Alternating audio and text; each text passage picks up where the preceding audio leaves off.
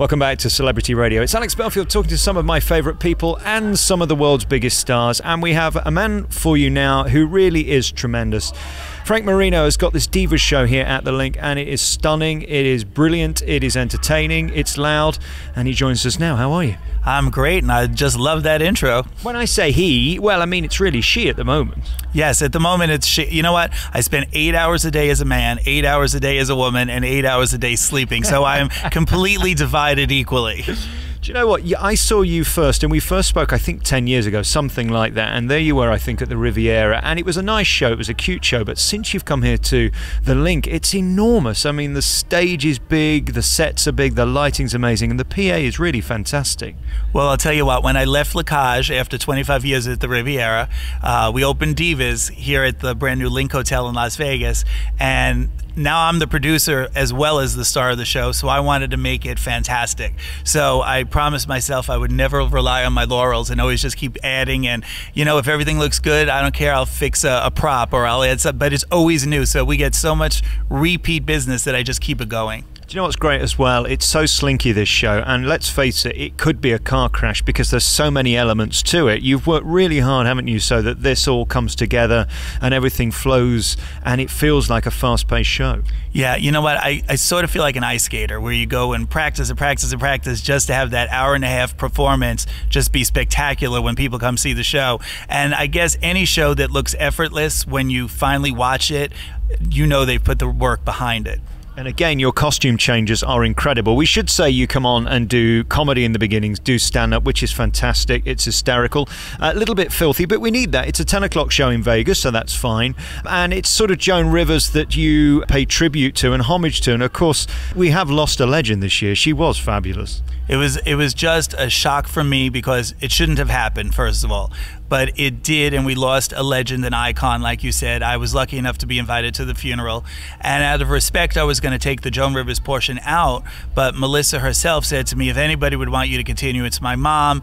And so now instead of an impersonation of Joan Rivers, I tell the audience it's more of a tribute to her. And, you know, you get an applause when you say that. And people just adore her, so I'm so glad to be doing her. She lived her life for a laugh, and that's certainly what you give this audience. And it was so great to see such a big crowd tonight. It's wonderful you're doing great business, and I think that's testament to your talent.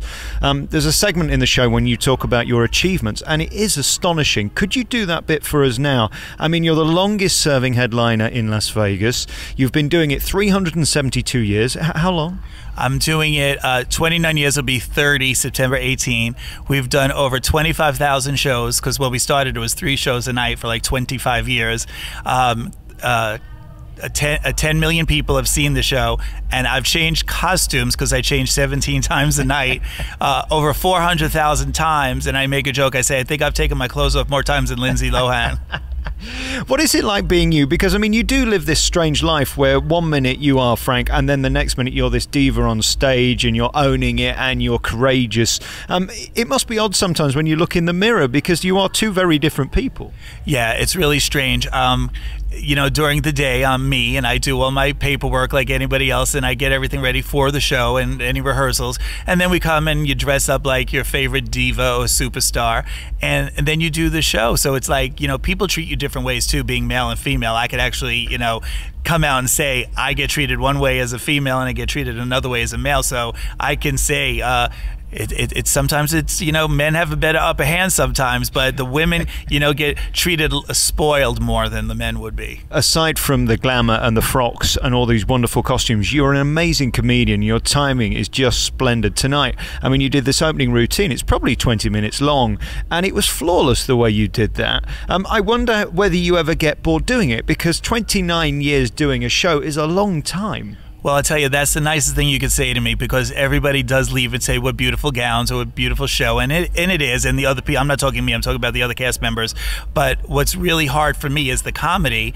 and you know, there's so many comedians out there, and I'm just going to pat myself on the back. I am so much funnier than actually people who are comedians for a living, but I guess in a way I am a comedian. I just use the drag as a venue to make it different than Joe Schmo's, you know, regular comedy. So to be noticed, I'm in drag, but nobody ever says the comedy. They'll say the show is very funny, but they never say why. But I mean, it's amazing, and you keep it so fresh, and I guess there's never two shows the same, because you'll see something in the news and it'll trigger a gag, and then you can stick that in, and people love that, don't they? They like to think this is their show, and when something happens you can bring it to the stage. Yeah, like Bruce Jenner now coming out, you know, changing his sex is definitely like payday for me. You know, I just bought a new house thanks to that, because I knew the money would be rolling in. But you asked earlier if I ever got bored, and I got to tell you, after we had 9/11 in America, and so many people got laid off from their jobs and started doing things they didn't like. So to be lucky enough to be in a job where I love doing what I do, I will never complain about it again, because I should just see what other people are going through. It's not even a money thing. It's looked down upon sometimes, you know. So to be able to have the balls, and you have to have balls to do it, to get out there and actually do it and make a name for yourself. You know, it was really like vaudeville, you know, and we took it into Las Vegas, and it's the longest running show. So that alone just says something. And the costumes, the frocks, I mean, they are splendid. We're stood here looking at this. What does this cost, and where do you get them made? You can't just buy it in Marks and Spencer's or somewhere like that, can you? I'm lucky enough that the designer Bob Mackey, who actually works for Cher and Diana Ross and all those big stars, actually does a lot of my costumes. So they're spectacular, and they're expensive. They're like $10,000 to $15,000 a piece, and that's probably my biggest expense next to lipstick. And we should say this show isn't all about you, although you are the star of it. You've got some amazing dancers in it, and you've also got these characters that come on and bring to life so many of our love stars, and you do it in an affectionate way. You're not mocking Lady Gaga or Tina Turner, you're just sort of accentuating their oddness, which, I mean, they are. Cher is a strange act. Right. I always said, like you said the first time we talked, I was in Linkage. I took Linkage and I took Chippendales, mixed them into one, so I have beautiful male dancers, and I have the beautiful, amazing, talented casts that impersonate everything from, like you said, Lady Gaga to, I've got Katy Perry, I've got Rihanna, I've got Mariah Carey, I've got Cher, I've got, you know, depending on the day you come. And we do change it up all the time. So there's so many superstars that you get to see the soundtrack of your life. So when I look out, I see everything from prom kids to senior citizens, because there's something for everybody. And I did that on purpose, so that this would be a broad spectrum show that people would come in and see and come back again. And what's fascinating is your crowd. I mean, there are old people, there are young people, there are gay people, there are butch straight men who just walked past me and said, "Oh, I told my wife about this." It's amazing how you have such a cross gender of people. Yeah, you know, I always knew when we got here, people say, did you know you'd last that long? And I got to be honest, I did know, because take me out of it, I just knew it was such a great show and concept that America would love it. And not even America, we get people from all over the world. You know, every night is Europe, Australia, you name it. And what I do like about our European audience is that they respect their elders, like the Diana Ross and the Cher and the, you know, people like that, and the Madonnas. They're getting up there, but they get more respect in Europe, where we always want the new thing. And we have Britney, you know, but you got to keep those. I keep a little bit of the old, a little bit of the new, and never do too much of only one thing. I think you've timed it perfectly, this show. To see you shine as a comedian is wonderful in the beginning, and then to see the stars through the show that you introduce come on and have this great sound system as well, pump out these tunes, because it's a rock concert, this show.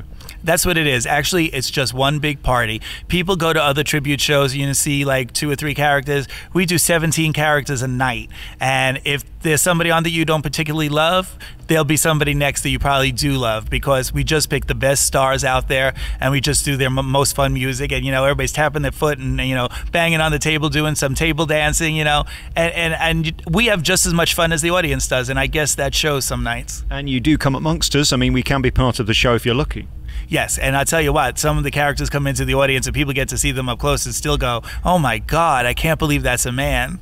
It is incredible, and you do pinch yourself sometimes. Congratulations on being you, and what an amazing career. I mean, 29 years in any job is remarkable, but to be doing it in Las Vegas particularly, even the biggest come and they go, don't they? It's a strange town, and you've seen it sort of evolve from this provincial, wonderful, historic thing of the Sinatras to this sort of multi-conglomerate business that it is now. Yeah, I drive down the strip when I'm coming to work every day, and you see like names fall off marquees, and it's very sad, because these are people you grew up with, you know. But it's a town that keeps changing, and if you don't change with the times, it's going to change without you. So you have to just be on it, and I can never rest on, you know, what I've done in the past. I have to just see what I'm doing in the future, and even if things are great, just start working on what we're going to do tomorrow. So it's a lot of work. Vegas is very fickle, and so far, knock on wood, we've survived it. You're such a talent, and I recommend this show highly. Divas by Frank Marino is here at the Linq. It's this new property. It's got the big wheel behind it, and go on that as well. It's extraordinary, that wheel, isn't it? Yes, that high roller. Actually, I went on it once, but I have a big fear